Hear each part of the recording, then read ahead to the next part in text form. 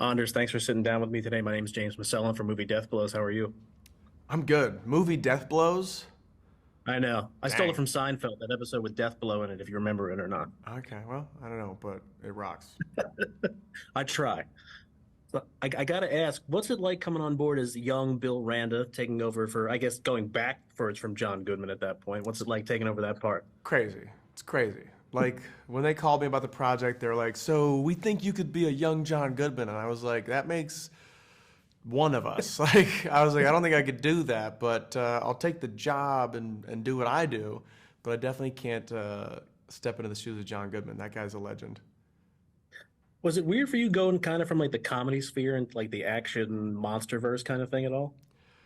A little bit, but like I was saying, my whole thing is I just want to have a good time, just want to have fun, and like running from monsters and like banging around in the hull of a battleship that's getting picked up by some creature, like that's fun for me. And even like uh, doing the scenes where I need to be emotional or like heartbroken or whatever, even that's kind of fun because it's like a challenge. It's like, can you do it? You know? And I'm not like going to a dark place. Like that's not my whole thing. I'm just like, can you look like you're in a dark place? You know?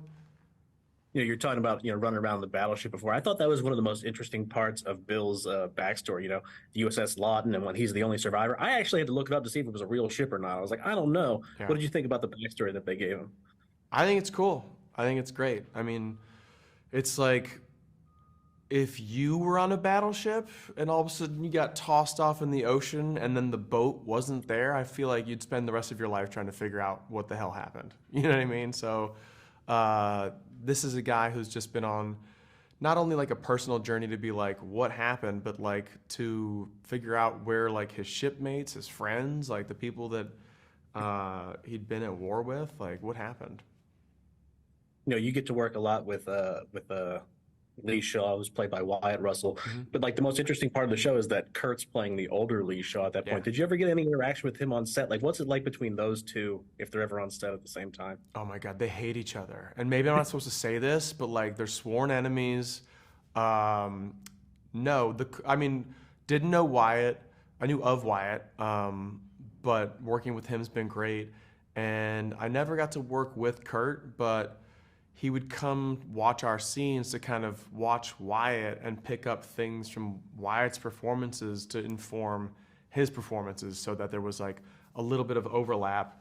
And then also we got dinner one night, and that was great to just like kick it and like hear stories and tell them about myself and check that box.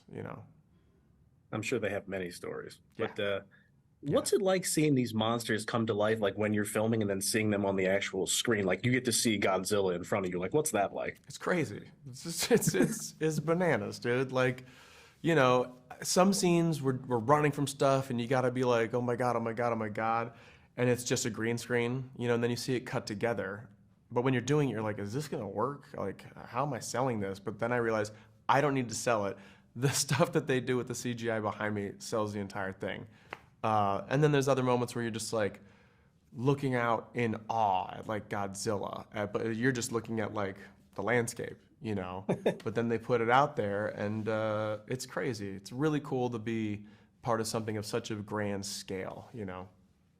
Yeah, I can imagine. Well, that's all I got for you today, Anders. I appreciate you sitting down to talk with me, and I can't wait for everybody to see how the show wraps up in a couple of weeks. Thanks, man. Cheers. Have a good one.